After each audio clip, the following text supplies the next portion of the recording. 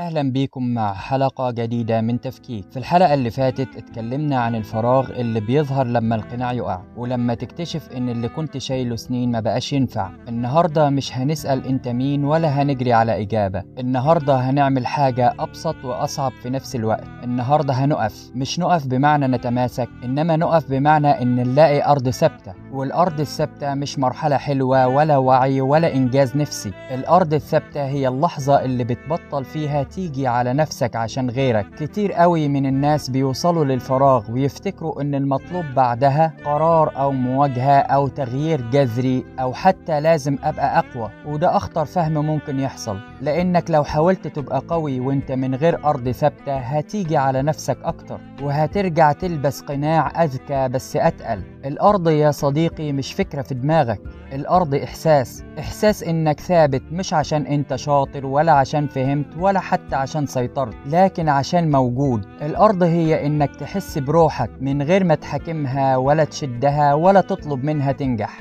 وبعد الفراغ أكتر لحظة مخيفة إنك تكتشف إنك عمرك ما شفت نفسك، إنما كنت دايما بتيجي على نفسك عشان ترضي الآخرين. فأول مرة تبطل تسترضي حد هتحس إنك بتقع مع إنك واقف. وخلينا يا صديقي نصحح فكرة تانية، إن الأمان الداخلي لا هو راحة ولا طمأنينة ولا حتى إني أنا أكون كويس. الأمان الداخلي هو إنك تحس بالخوف من غير ما تجري، وتحس بالضعف من غير ما تستخبى، وتحس بالتعب من غير ما تنكره. الأمان إنك تسيب الإحساس يعدي من غير ما تمسكه ولا تحاول تصلحه. طيب ليه الأمان بيتبني ببطء؟ عشان الأمان مش مجرد وعي، لكن خبرة إنك تحس وما تنهارش، وتغلط وما تتسبش، وتسكت وما تختفيش. وده ما بيحصلش بانفجار الوعي ولا بجملة قوية ولا بقرار شجاع، إنما بيحصل بالتكرار والهدوء، وإنك تفضل واقف شوية أطول كل مرة. وعشان كده يا صديقي، قبل ما نفتح باب الإحساس، وقبل ما نرجع نحس بعمق،